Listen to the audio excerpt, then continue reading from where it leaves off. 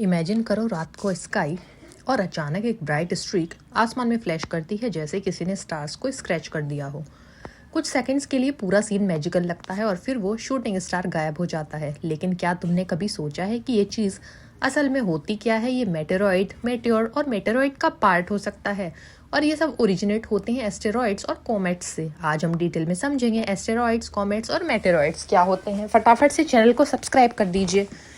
Asteroids space के छोटे Rocky objects होते हैं जो मोस्टली सन के अराउंड ऑर्बिट करते हैं, स्पेशली मार्स और जुपिटर के बीच एस्ट्रॉइड बेल्ट में। इन्हें मिनी प्लैनेट्स भी कहा जा सकता है, लेकिन ये इतने लार्ज नहीं होते कि प्लैनेट्स की कैटेगरी में आ सकें। एस्टेरॉइड्स का कॉम्पोजिशन मोस्टली रॉक और मेटल होता है। इनका साइज छोटे पेबल्स से लेकर हंड्रेड्स ऑफ किलोमीटर्स तक हो सकता है। एग्जाम्पल के लिए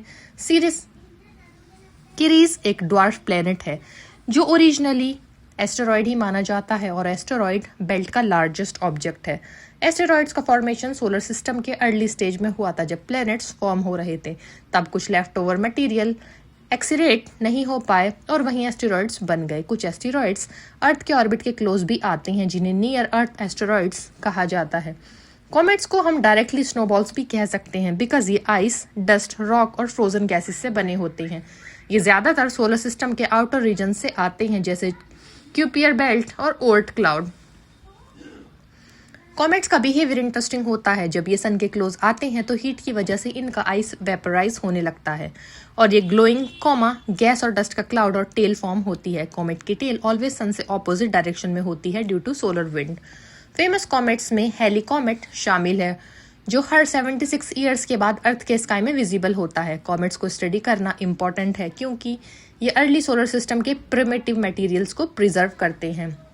अब आते हैं मेटेरॉइड्स पर। मेटेरॉइड्स छोटे स्पेस रॉक्स होते हैं जो एस्टेरॉइड्स या कॉमेट से ब्रेक ऑफ होते हैं। इनका साइज डस्ट पार्टिकल से लेकर स्मॉल रॉक्स तक हो सकता है। जब मेटेरॉइड अर्थ के एटमॉस्फेयर में एंटर करता है और फ्रिक्शन की वजह से बर्न होता है तो वो ब्राइट स्ट्रीक हम देखते हैं, उसे मेटियोर या शूटिंग स्टार कहते हैं। अगर कोई मेटेरॉइड कंप्लीटली बर्न ना हो और अर्थ की सरफेस तक सर्वाइव कर जाए तो जो पीस ग्राउंड पर गिरता है उसे मेटेरॉइड कहा जाता है। एस्टेरॉइड्स होते हैं large rocky objects, mostly asteroid belt में ऑर्बिट करते हैं। Comets ice plus dust objects, sun के पास आने पर टेल बनते हैं। Meteoroids small fragments from asteroids और कॉमेट्स। और मेटेरॉइड जो एटमॉस्फेयर में बर्न होता है और मेटेरॉइड जो पार्ट अर्थ सरफेस तक रीच करता है। ये स्पेस ऑब्जेक्ट्स सिर्फ फैसिनेटिंग ही नहीं है बल्कि साइंटिफिक रिसर्च के लिए भी एक्सट्रीमली इंपॉर्टेंट हैं। एस्टेरॉइड्स और कॉमेट्स हमें सोलर सिस्टम के फॉर्मेशन के बारे में क्लूज देते हैं। Comets specially primitive materials carry करते हैं जो बिलियंस ऑफ ईयर्स से अनचेंज हैं। मेटेरॉइड्स का स्टडी करके साइंटिस्ट अर्थ और अदर प्लैनेट्स के कॉम्पोजिशन को बेटर अंडरस्टैंड करते हैं। कुछ मेटेरॉइड्स में ऑर्गेनिक कंपाउंड्स भी मिले हैं जो लाइफ के ओरिजिन के थ्योरीज को सपोर्ट करते हैं। कभी कभी एस्टेरॉइड्स अर्थ के इतने क्लोज आते हैं जो large impact potential threat create कर सकते हैं। डायनासोर्स के एक्सटिंक्शन का एक पॉपुलर थ्योरी ये भी है कि एक लार्ज एस्टेरॉइड इम्पैक्ट ने उनको वाइप आउट कर दिया था, इसलिए स्पेस एजेंसीज कंटिन्यूअसली नियर अर्थ ऑब्जेक्ट्स को मॉनिटर करती हैं। एस्ट्रोनॉमर्स टेलीस्कोप्स और स्पेस मिशंस का यूज करके इन ऑब्जेक्ट्स को स्टडी करते हैं। नासा और ईएसए जैसे ऑर्गेनाइजेशंस मिशंस सेंड करते हैं, जैसे एस्टेरॉइड सैंपल रिटर्न मिशंस जो एस्टेरॉइड से मटेरियल कलेक्ट करके अर्थ पर एनालाइज करते हैं।